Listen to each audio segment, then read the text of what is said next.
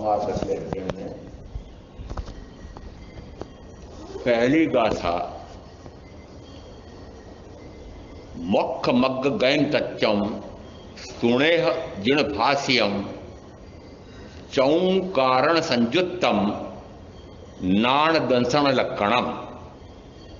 मोक्ष मार्ग पर गति कैसे होती है वह तुम मुझसे जिनेश्वर भाष्य सुनो। वह मोक्ष का मार्ग कैसा है तो कि चार कारणों से संयुक्त है और ज्ञान और दर्शन लक्षणों से युक्त है। दूसरी गाथा में चार कारण दिए हैं। नाणम च दंसनम चेव चरितम च तवोतः ऐसा मुगुत्य पणत्तो जिणे वर्धनसे हिम। ज्ञान और दर्शन, चारित्र और तप, ये चार निमित्त कारण हैं और इन चारों कारणों से युक्त, चारों कारणों की युति, यह मोक्ष का एक मार्ग है।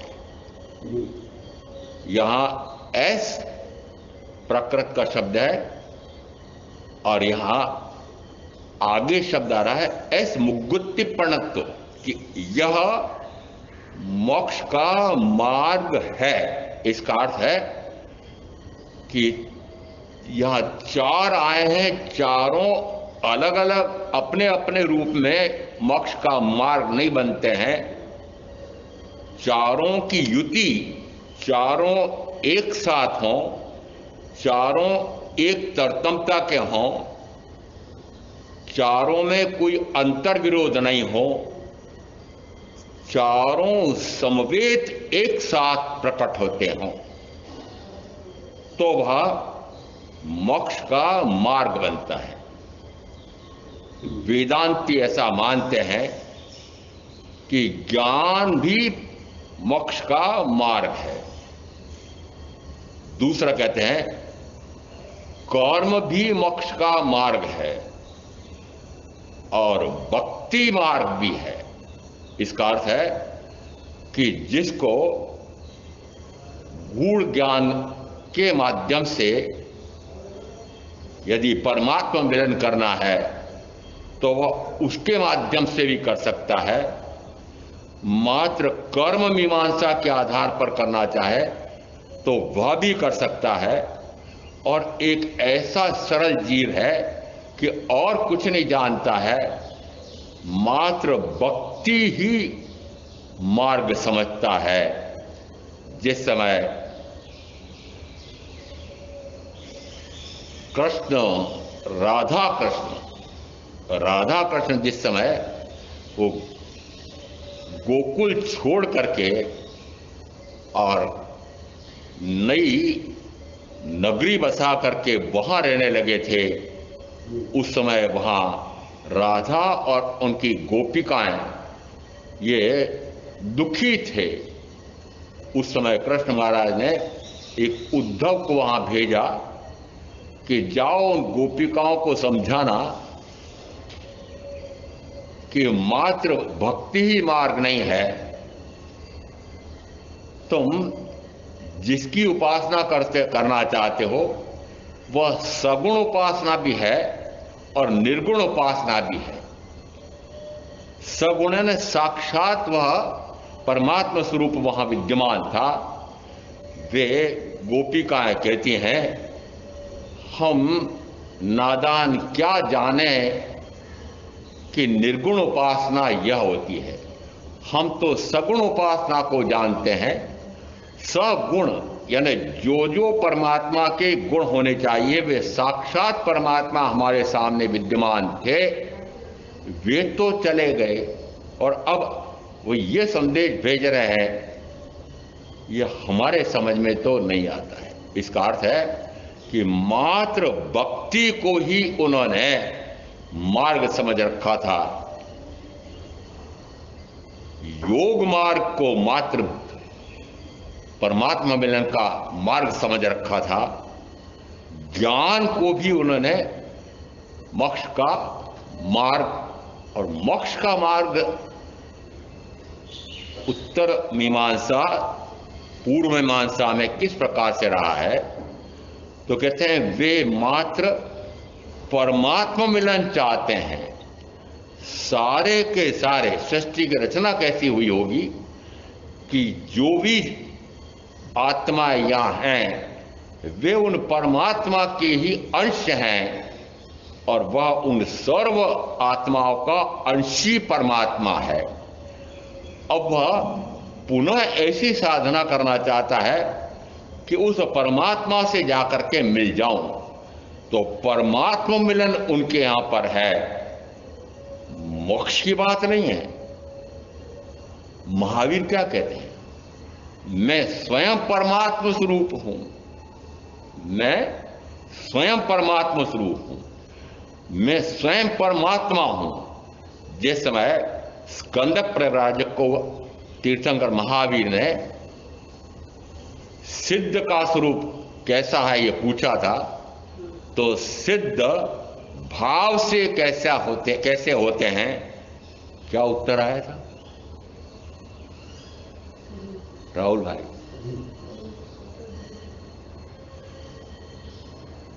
अमित भाई कोई उत्तर से दे दो।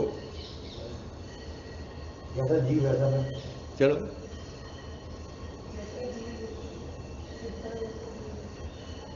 जीव कैसा है, फिर वापस जाना पड़ेगा मुझे। सिद्ध कैसे हैं, तो जीव के जैसे ही हैं। तो जीव भाव से कैसा है, वैसा वापस पुनरावृत्ति करते हैं।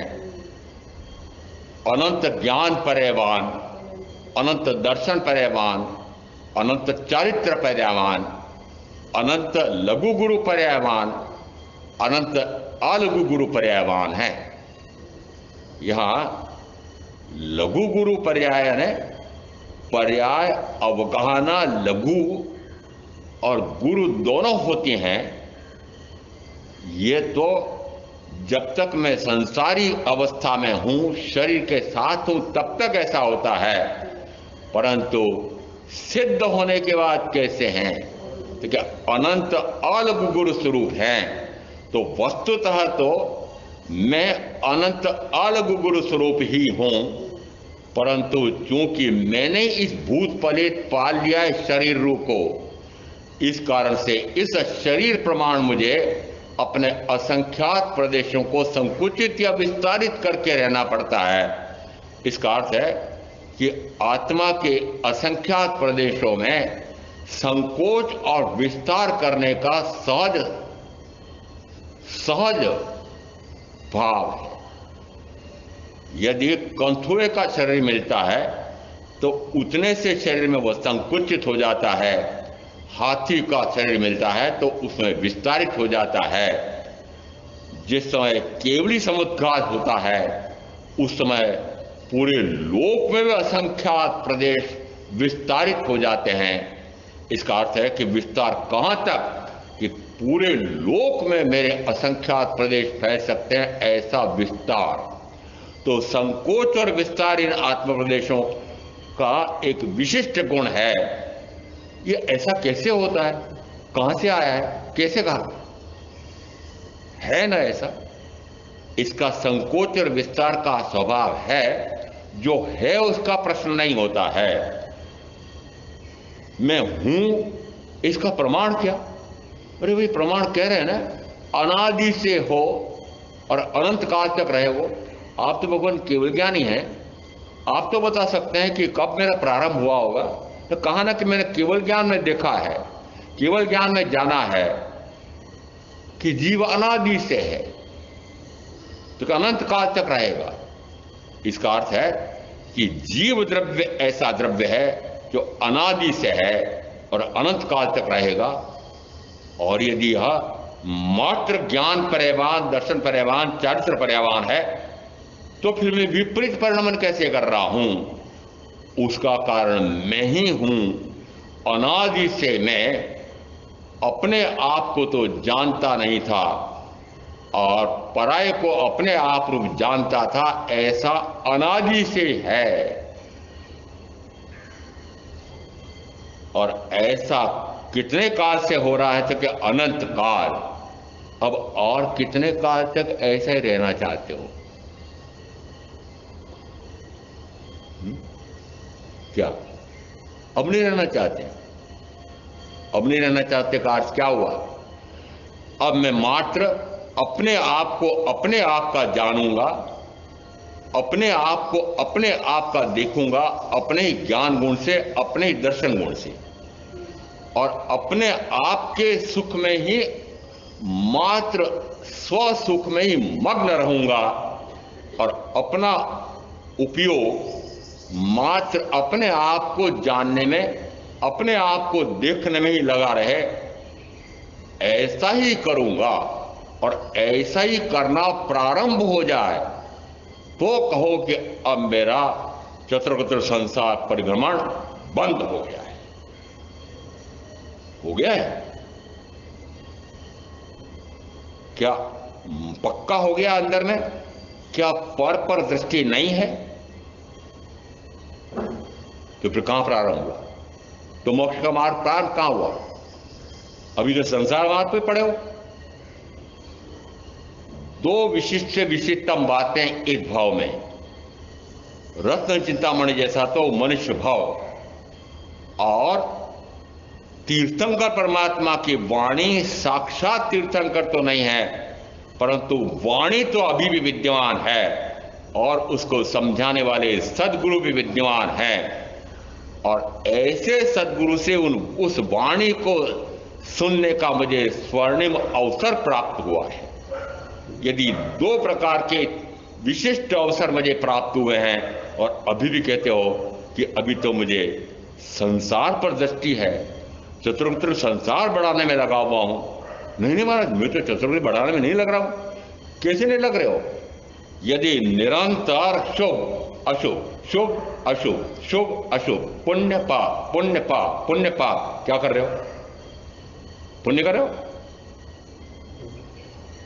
पुण्य भी नहीं, पुण्य के पुंज के पुंज, ढेर के ढेर यदि पूर्व के कई भावों में एकत्रित हुए थे, और पूर्व के भाव में जिस समय इस भाव का आयुष का काल बंधना था, उस समय चार कारण विशेष थे, अधिकाधिक थे।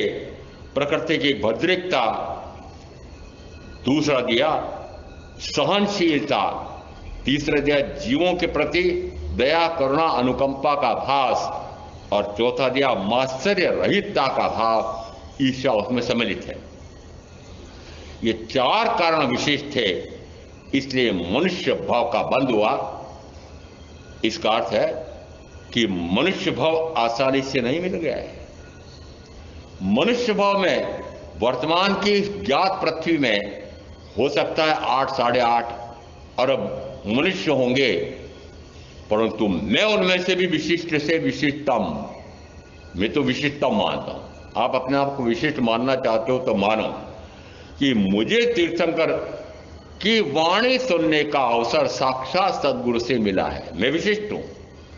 परम सौभाग्य मानो कि मैं ऐसे कुल में जन्मा हूं, ऐसे क्षेत्र में जन्मा हूं कि मुझे आर्य भूमि, आर्य क्षेत्र, आर्य वचन सुनने का स्वर्णिम अवसर मिला है। आर्य वचन सुनने का अवसर मिल गया, और अनार्यों जैसा कार्य कर रहे हो। अनार्यों जैसा कार्य कैसा? अनार्य तो घोर पाप करता है। अनार्यों जैसा के पाप कर रहे हो, प्राणातिपात से लगा करके मिथ्या दर्शन चलने तक के ये 18 पापों की प्रवृत्ति से मन वचन काया को परे हटाया है। क्या ये इस प्रकार के पाप नहीं हो रहे हैं? यदि ये सारे पाप नहीं हो रहे हों तो मानना चाहिए कि हां कुछ प्रारंभ हुआ है। और ये कब हो सकता है? घर में, गृहस्थी में है? घर में हो सकता है, गृहस्थी में रहकर हो सकता है। विरले विरले एक उदाहरण मिलता है, मात्र भरत चक्रवर्ती का एक उदाहरण मिलता है कि उन्होंने महलों में रहते रहते केवल ज्ञान केवल दर्शन प्रकट कर लिया। एक और उदाहरण हम श्वेतांबर परंपरा के अनुसार मानते हैं, माता मरु देवी को हाथी के घोड़े पर बैठे बैठे केवल ज्ञान केवल दर्शन प्राप्त हो गया। और कोई उदाहरण है?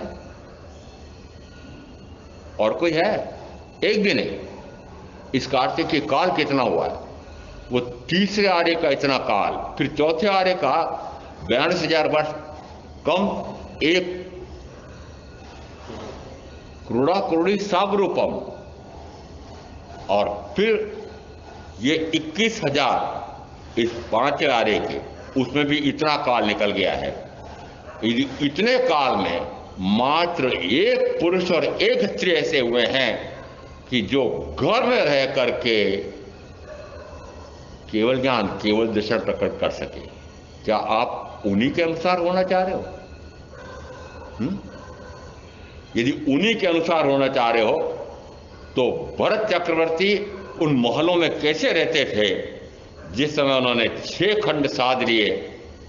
उस समय सेनापति को कहा कि भाई एक शिलालेख तो पर्वत पर जाकर के गाड़ के आ जाओ कि मैंने इस 6 खंडों पर विजय प्राप्त कर ली है। शिलाखंड बनवा करके ले गए और वहां देखा, वहां तो उस पर्वत पर कितने ही चक्रवर्तियों के शिलालेख गड़े हुए थे। उन्हें कहा एक किसी का उखाड़ूं तो मैं इनका लगाऊं। सेनापति शिलालेख लेकर के वापस लौट गया। क्या बात है महाराज, वहां तो इतने शिलालेख गड़े हुए हैं। इसका अर्थ है कि इस पृथ्वी को कितने चक्रवर्तियों ने भोगा है। अनंत, एक भी स्थान वहां खाली नहीं है। उस समय चक्रवर्ती भरत को लगा कि ओहो, मैं जूठन भोग रहा हूं। जिन 6 खंडों को मैंने भोगना चाहा है वे 6 खंड तो अनंत बार न जाने कितने चक्रवर्तियों ने भोगा वमन किया, भोगा वमन किया, भोगा वमन किया। मैं जूठन खा रहा हूं। सकल जगत ते ऐंतवत अथवा स्वप्न समान ते कहिए ज्ञानी दशा। क्या करें? ते कहिए ज्ञानी दशा, बाकी वाचा ज्ञान। सकल जगत ते ऐंठवत, जो मैं खा रहा हूं, पी रहा हूं, भोग रहा हूं, वो जूठन है। मैंने पहले खाया था, मैंने वमन किया, वापस निकाला और फिर मैं वापस खुद को खा रहा हूं। भरत चक्रवर्ती नहीं, आपका भी बता सकता हूं। जिस भूमि से जो आपका भोजन आ रहा है, देसी घी का बादाम का हलवा जिस समय थाली में प्लेट में आया है, क्या आप मानते हो कि वो मिट्टी है? क्या वो मानते हो कि वो मलमूत्र है?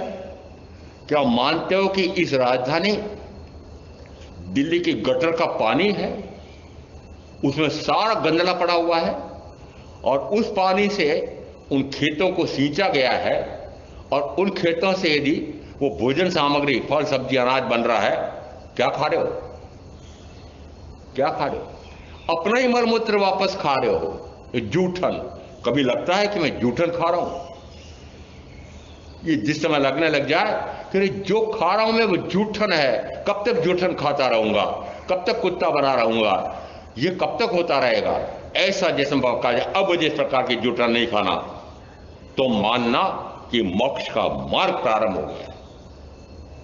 इसका अर्थ हुआ कि भरत चक्रवर्ती जैसे आप भी महलों में रह करके, घर में रह करके यदि मुक्त होना चाहते हो तो क्या इस भाव से रह सकते हो? इस भाव से रह सकते हो क्या? नहीं। इसका अर्थ है कि जिस भाव से वे रहे थे उस भाव से आप नहीं रह रहे हो।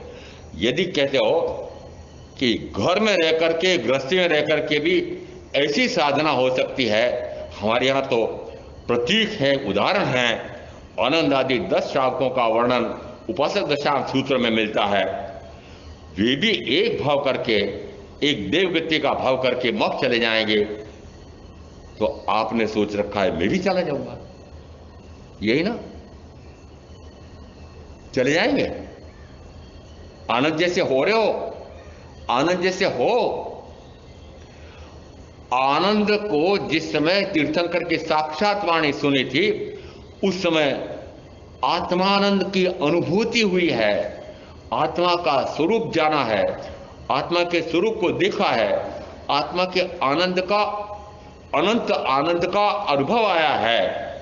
और उस समय बोलते हैं कि मुझे ऐसी वाणी सुनकर के ऐसा आनंद का आज अनुभव आया है। परंतु देखना, आप परंतु पर ध्यान देना, परंतु भगवान आपके प्रवचन तो ऐसे होते हैं कि कई राजा, कोई तलवार, मांडविक, श्रेष्ठी उस प्रवचन को सुन करके सर्ववृत्ति संयम लेकर के और मोक्ष के मार्ग पर आरूढ़ होकर के तेजी से दौड़ करके पार कर लेना चाह रहे हैं, परंतु मेरी तो अभी ऐसी सामर्थ्य नहीं है। ये दो प्रकार के धर्म तीर्थंकर महावीर ने बनाए। किसे बनाए?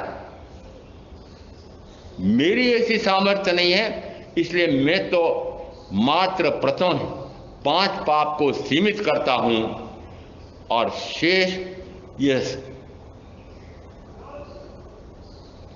12 व्रतों में से ये छोड़ करके फिर गुणव्रत, शिक्षा व्रत, ये जिस समय जैसा जैसा अवसर आएगा उस समय उनका भी मैं अनुशीलन करूंगा।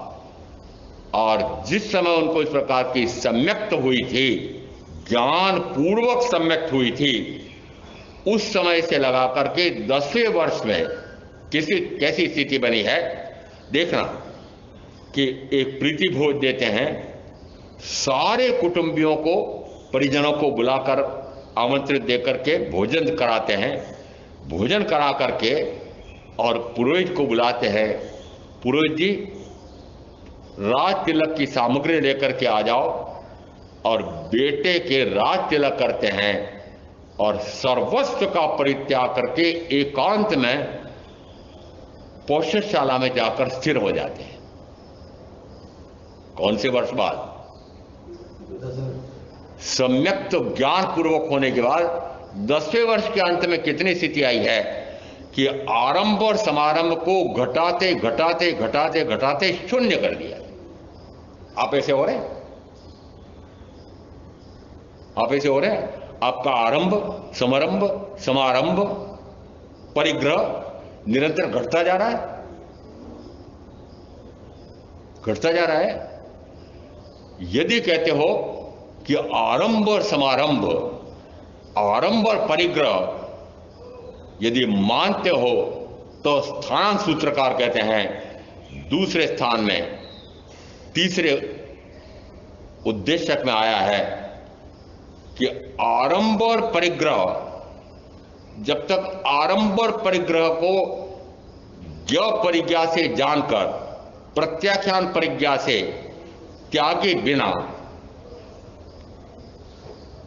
ज्ञान की प्राप्ति नहीं होती है, दर्शन गुण की प्राप्ति नहीं होती है, आगे न उसको अभिनिबोधिक ज्ञान होता है, न उसको शुद्ध ज्ञान होता है, न उसको अवधि ज्ञान होता है, न उसको केवल ज्ञान होता है।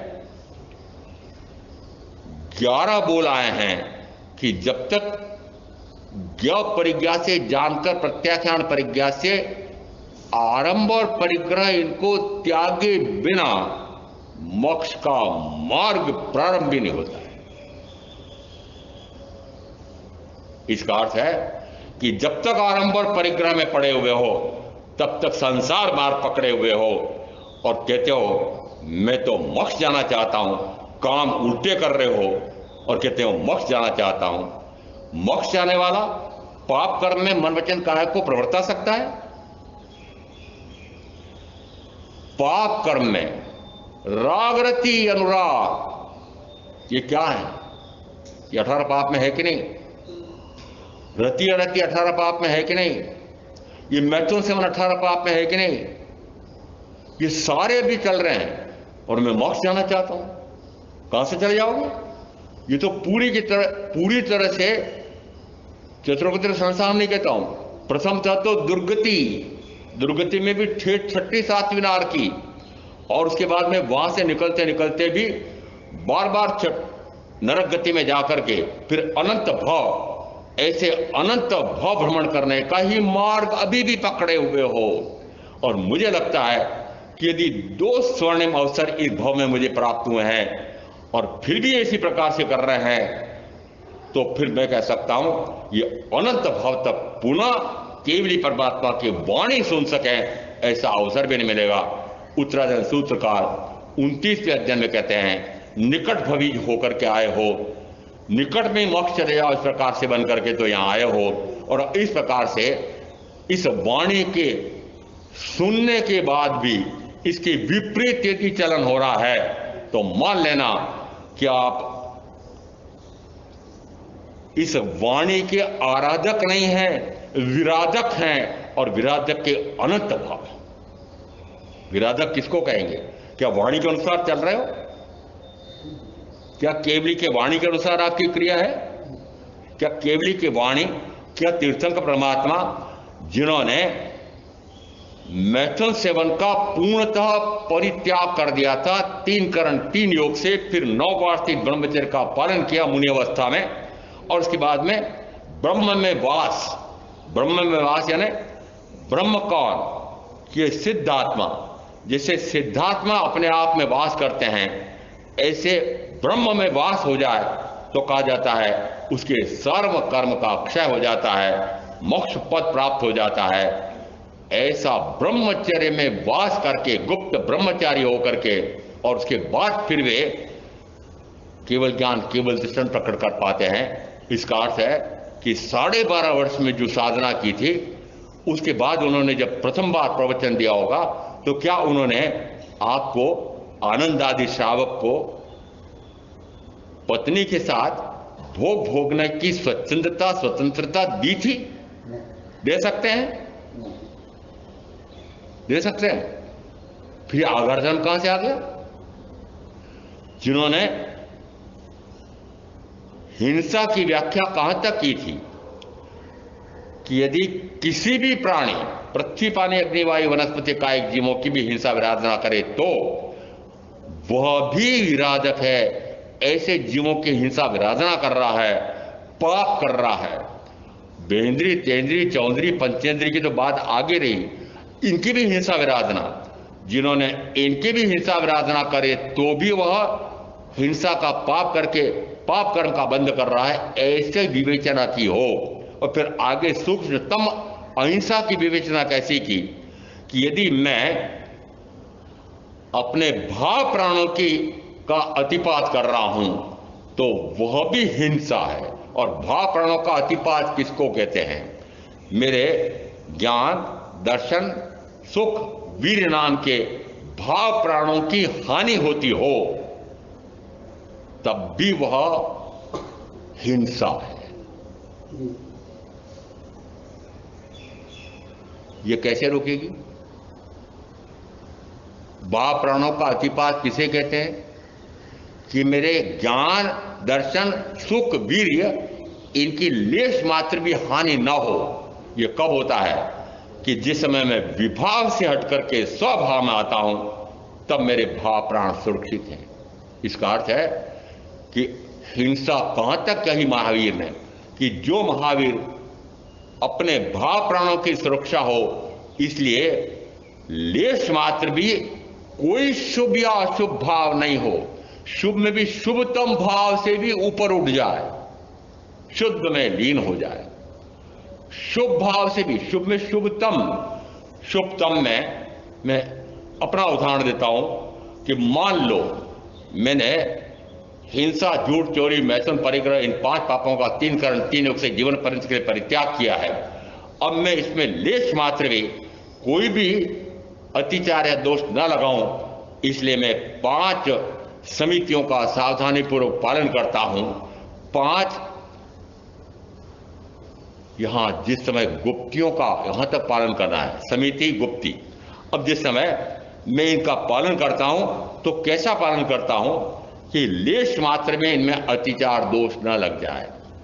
मन वचन काया ये इस प्रकार से अपने अंकुश में कर लूंगा कि इनके माध्यम से लेश मात्र में हिंसा ना हो जाए। जिस समय मैं गमनागमन करूं तब, जिस समय मैं बोलूं तब, जिस समय मैं आहार आदि ग्रहण करूं तब, जिस समय मैं उच्छिष्ट का परिस्थापन करूं तब, उस समय में इतना सावधान रहूं कि लेश मात्र भी किसी भी जीव की हिंसा आराधना न हो जाए। ऐसे इन महाव्रतों का कड़ाई से पालन शुभ से शुभ तम में आ गया। मुक्ति नहीं है, मुक्ति नहीं है। शुभ और अशुभ, पुण्य और पाप, शुभ में शुभ तम, पुण्य में भी विशिष्ट से विशिष्टतम पुण्य। विमान का देव बनता, परंतु मुझे तो विमान का देव ही नहीं, मुझे तो सीधी गति से मुक्ति चाहिए। तो गति से मुक्ति चाहिए तो फिर मुझे स्थिर ऊपर उठ करके निरंतर स्वाध्याय ध्यान, स्वाध्याय ध्यान, स्वाध्याय ध्यान, स्वाध्याय ध्यान। कहां मग्न होना है? स्वाध्याय में, ध्यान में, अपने आप में मग्न हो जाना है। और जिस समय मैं अपने आप में लीन होता हूं उस समय मोक्ष का मार्ग प्रारंभ होता है। क्या ऐसी साधना प्रारंभ हो गई है? मोक्ष के मार्ग पर आरूढ़ हो गए हो? मोक्ष के मार्ग पर आरूढ़ होने के लिए कहा कि ज्ञान चाहिए, दर्शन चाहिए, अपने आप को अपने आप का जानना प्रारंभ हो जाए, अपने आप को अपने आप का देखना प्रारंभ हो जाए, उस समय मोक्ष का लक्षण गुण प्रकट होता है। तो मोक्ष के मार्ग का गुण प्रकट होता है। मार्ग और मार्ग के फल में कोई अंतर नहीं है। मार्ग और मार्ग फल में जितना मार्ग मैंने तय कर लिया है उतना फल मिल गया है। चल मान चलिए, निर्जन मान निर्जरित। व्याख्या प्रकृति में प्रथम सूत्र ही आया कि जो चल पड़ा है, कहां चल पड़ा है? कि जो मोक्ष के मार्ग पर चल पड़ा है वह पहुंच ही जाएगा। जिसने निर्जरा प्रारंभ कर दी है, अब निर्जरा प्रारंभ कर दिया है और निर्जर प्रारंभ कर दिया तो उसमें इतना अनंत आनंद का अनुभव आता है। उस अनंत आत्मामृत को लेते हुए क्या वह पुनः 5 इंद्रियों का विषपान करने जाएगा? नहीं।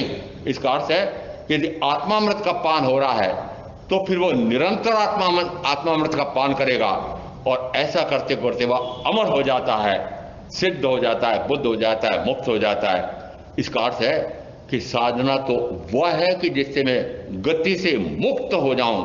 वो गति से मुक्ति, उसमें गति से मुक्ति का ये उत्तराधन सूत्र का 28वां अध्ययन क्या कहता है कि गति से मुक्ति के लिए कैसे गति से मुक्ति होती है, उस मोक्ष के मार्ग पर गति कैसे होती है, यह तो मुझसे जिनेश्वर भाष्य सुनो। जिनेश्वर भाष्य क्यों सुनो? कि उन्होंने उस मोक्ष के मार्ग को जाना, देखा, प्रकट कर लिया। वे वापस बताने में समर्थ है। और उन्होंने जब बताया मुझे कि ऐसा मोक्ष का मार्ग है, तो ऐसा मोक्ष का मार्ग जान करके उस मोक्ष के मार्ग पर आरूढ़ होकर के तेजी से दौड़ने वाला वो संयमी साधु या साध्वी कहलाता है। इसका अर्थ है कि मात्र मोक्ष के मार्ग पर तेजी से दौड़ रहा हूं। इसका अर्थ है कि मात्र स्वाध्याय ध्यान, स्वाध्याय ध्यान मेरा एकमात्र लक्ष्य है, स्वाध्याय ध्यान। फिर शरीर को टिकाए रखने के लिए, मात्र टिकाए रखने के लिए, निरोगी रखने के लिए मात्र इस शरीर की साथ संभाल कर सकता हूं, आहार पानी दे सकता हूं, इससे अधिक नहीं। इसका अर्थ है कि ऐसा करते हुए जब मैं ऐसी साधना करता हूं तो मानो कि मोक्ष के मार्ग पर हूं। नहीं तो संसार छोड़ करके भी तत्रगति संसार का ही कार्य कर रहा हूं। संसार तो छोड़ दिया, बाहर से दिखाई दे रहा है, परंतु वापस चतुर्गति में भटकने का ही कार्य कर रहा हूं। तो फिर क्या संसार छोड़ा है? संसार छोड़ने का अर्थ होता है कि अब मुझे चतुर्गति संसार में परिभ्रमण नहीं करना है। संसार बसाना किसे कहते हैं? आपको व्यवहार की भाषा समझ में आती हो तो आती हो, आप सबने संसार बसा रखा है। पूछो राहुल भाई को, बसा रखा है कि नहीं? बसा रखा है। अर्थ क्या निकला संसार बसाने का? संसार बसाने का अर्थ हुआ निरंतर पुण्य पाप, पुण्य पाप, पुण्य में नहीं, पाप निरंतर पाप 18 प्रकार के पाप की प्रवृत्ति। इस संसार बसाने का अर्थ होता है कि निरंतर 18 प्रकार के पापों में प्रवृत्ति, और उसी को कहते हैं संसार बसाना। और संसार बसाने को ही कहते हैं कि चतुर्गत संसार में वृद्धि करना।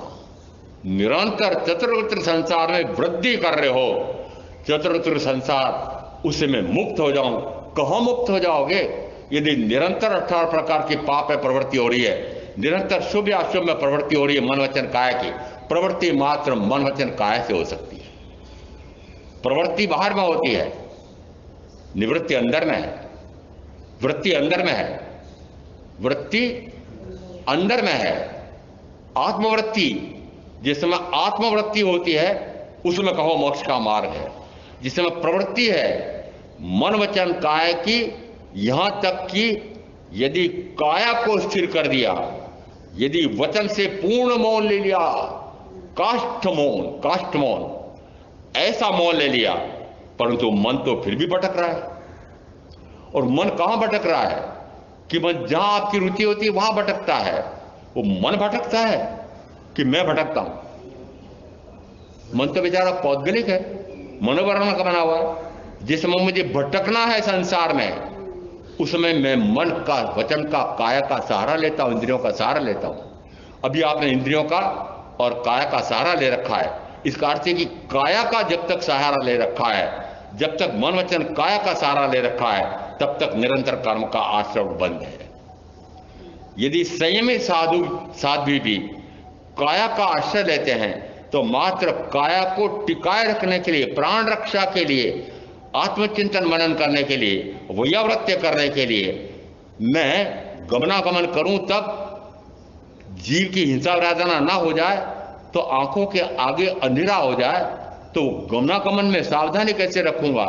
इसलिए ऐसी स्थिति न बन जाए शरीर की कि आंखों के आगे अंधेरा हो जाए, तो मात्र इस शरीर को टिकाए रखने जितनी जो साधना हो, जो कार्य हो रहा है, वह बाधक नहीं माना गया है। वो बाधक नहीं है। क्यों? क्योंकि शरीरी भाव, शरीर की आसक्ति नहीं है। यदि शरीर के प्रति आसक्ति है तो वह शरीरी भाव है, और शरीर के प्रति आसक्ति नहीं है।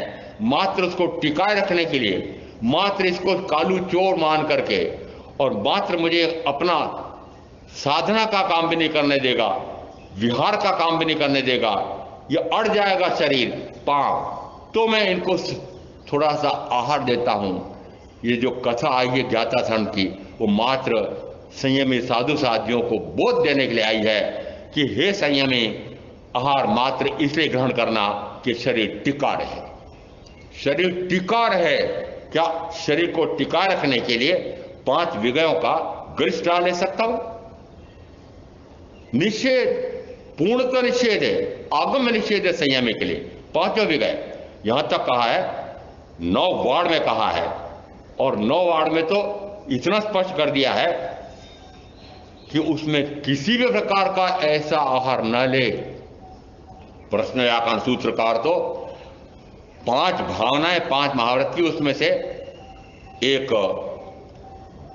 ब्रह्मचर्य महाव्रत की 25 प्रकार की भावनाएं दी हैं। उसमें कहां तक कह दिया कि यदि वह क्या क्या, घी, तेल, दूध, दही, फिर कहा मीठे, मीठे में क्या, मीठे में स्पष्ट किया गुड़, शक्कर, चीनी, कोई न ले, न ले, बार बार न ले, अधिक न ले।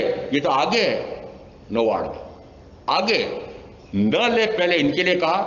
फिर यदि रूखा सूखा भी ले रहा है तो वह भी ठूस ठूस करके न खा, बार बार रखा, प्रतिदिन मत खा। इसका अर्थ है कि यदि शरीरी भाव ना आ जाए, शरीर के प्रति आसक्ति न आ जाए, तो इतना कस करके मुझे इसलिए बांधा है कि मैं 5 वारे का साधु हूं, साक्षात तीर्थंकर नहीं है, कौन चेतावनी देगा? इस कारण से इतने नियमों में बांधा है मुझे, ये करना, ये मत करना। और ऐसा ही आगम में 3 आगम तो ऐसे हैं कि जो मेरी चर्या को निश्चित करते हैं। एक ऐसा आगम है कि जिसमें यदि मैंने उसमें विराधना की है तो उसको दंड दिया जाता है। ये 4 आगम, 32 में से 4 आगम इस प्रकार के हैं इसका अर्थ है कि संयमी साधु साध्वियों के लिए ये 3 आगम, 6 त्रियाणी और उसके बाद 6 सूत्र, ये 4 आगम इसीलिए है। मैंने तो चारों आगमों को, दशकालिक सूत्र को ताक में रख दिया है। जिस समय यहाँ के नवयुवकों ने कहा महाराज गोची लेने आप नहीं जाओगे, टिफिन लोगे, मैंने कहा मुझे स्वीकार नहीं है, मर जाना स्वीकार है परंतु टिफिन नहीं लूंगा। और उदाहरण दिया भद्रबाहु स्वामी 5वें आचार्य, उस समय 12 वर्ष का अकाल पड़ा। उस समय 14 पूर्वधारी कई कालगत हो गए परंतु उन्होंने साधु समाचारी से समझौता नहीं किया। मैंने कहा यदि आप नवयुवक मुझे बाध्य करते हो कि टिफिन लेना पड़ेगा, यहीं स्थानक के भोजनालय में से भोजन लेना पड़ेगा, मैंने कहा संलेख ना करके संसार में प्रवेश हुए वहां पर भोजन नहीं लूंगा।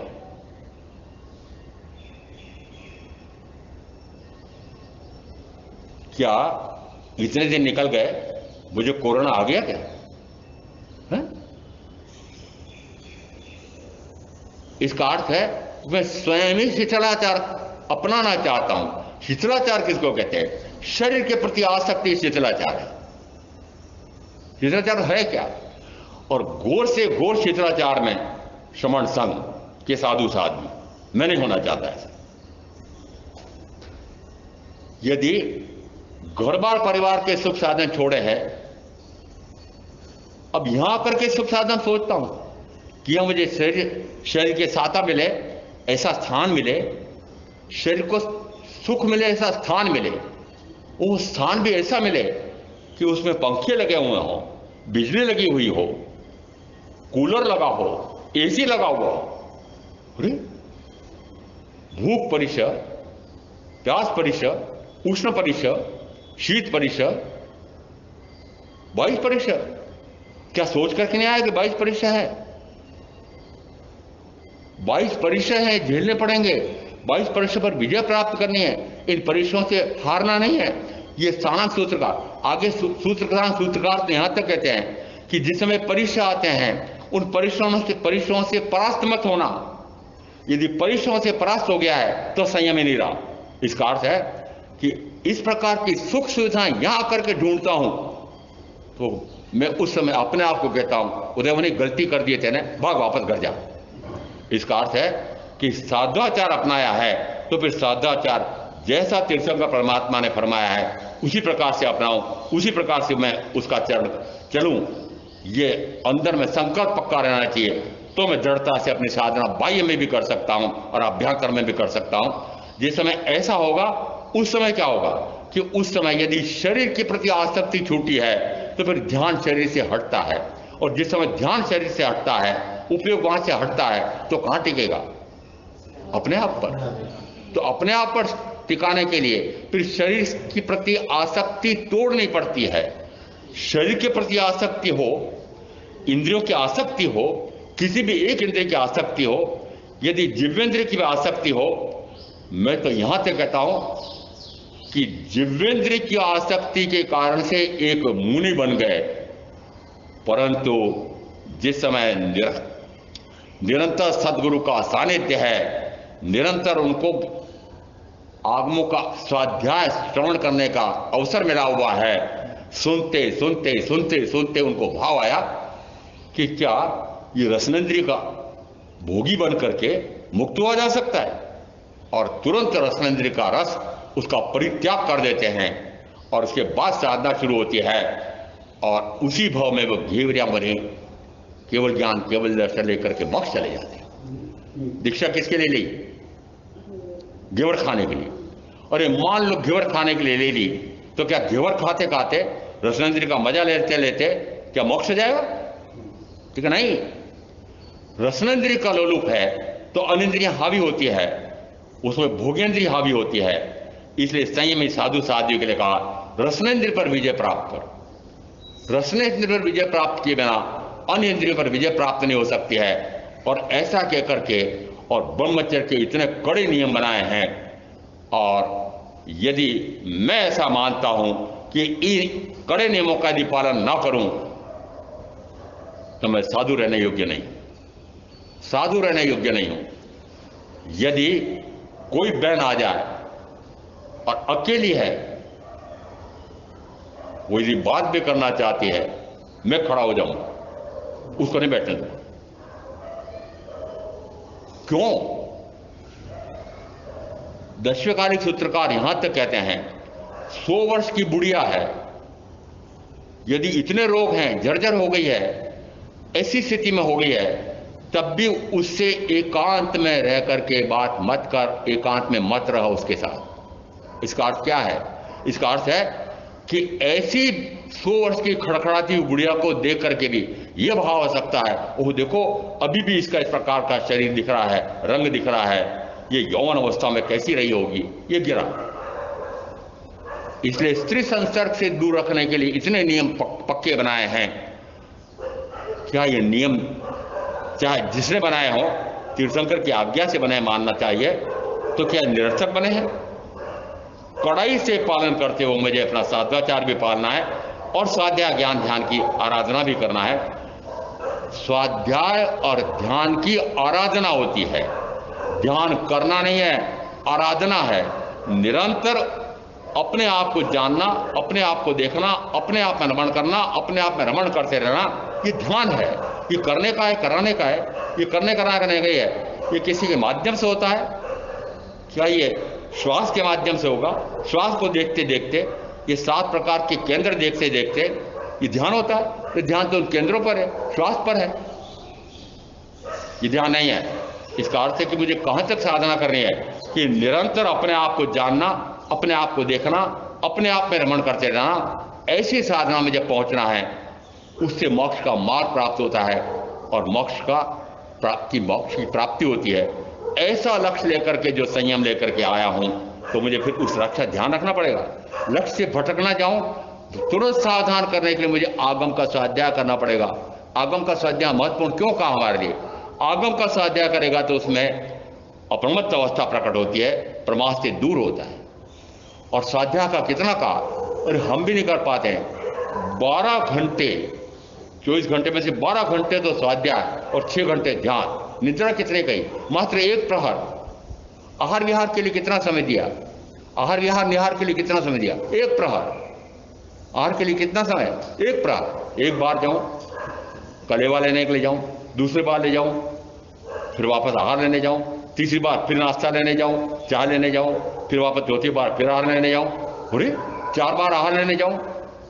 आहार लेने जाऊं, जाने का समय, आने का समय, खाने का समय, फिर पात्रे धोने का समय, सारा समय तो इसी में चला गया मेरा। फिर क्या साधना करूंगा? इसलिए दशवेकालिक सूत्र, उत्तरार्जुन सूत्र में एकम भक्तम, एक भक्त का विधान आया। मात्र 1 बार आहार ले। यदि वह बार बार आहार लेता है तो रोगी, 2 बार आहार लेता है तो ग्रस्त, 1 बार आहार लेता है तो जोगी। सन्यासी कौन? 1 बार आहार लेता है। ग्रस्त धर्म में श्रावक क्या? 2 बार आहार ले। 2 बार है आहार के लिए मुंह 2 बार खोले, केवल 2 बार। पता लगाना आपका कि आपका मुंह कितने बार खुलता है। मैंने जैसे आपको कहा कि आपका मुंह कितनी बार खुलता है, 2 बार खुलना चाहिए। उस समय मेरा मुंह पकड़ लेते, जीभ पकड़ लेते, महाराज आपका खाने के लिए मुंह कितनी बार खुलता है? अरे वो इसलिए पकड़ लेते हो कि मेरा मुंह बार बार खुलेगा तो फिर आप मेरी बात मानोगे। इसका अर्थ है कि मुझे निरंतर कौन सी साधना करना है? ज्ञान, दर्शन, चारित्र और तप। ज्ञान की बात पहले, ज्ञान निमित्त कारण भी है, दर्शन निमित्त कारण भी है, चारित्र संयम निमित्त कारण भी है, तप निमित्त कारण भी है। परंतु निमित्त कारण तो हो और आत्मज्ञान हो, आत्मदर्शन हो, स्वरूप रमणता हो, ना हो, ऐसा तत्वों का समग्र रूप से स्वरूप समझ करके मैं आप जो साधना करेंगे उनका अवश्य कल्याण होगा। ओम शांति। गुरुदेव क्या गया? चत्तारि मंगलाम अरिहंता मंगलाम सिद्धा मंगलाम साहू मंगलाम केवली पणत्तम मंगलम चत्तारि लोगुत्तमा रिहंता लोगुत्तमा सिद्धा लोगुत्तमा साहू लोगुत्तमा केवली पणत्त धमलोगुत्तमा चत्तारि शरणपवज्जामि अरिहन्ते शरणपवज्जामि सिद्धे शरणपवज्जामि साहू शरणपवज्जामि केवली पणत्तम धम्मम शरणम पवज्जामि। चार मंगलिक, चार उत्तम, चार शरणा और शरणानी को जो भव्य प्राणी आदरे तो अक्षय अमर पद। ये 40 मिनट से ऊपर का जो हुआ है यूट्यूब वाले काट देंगे।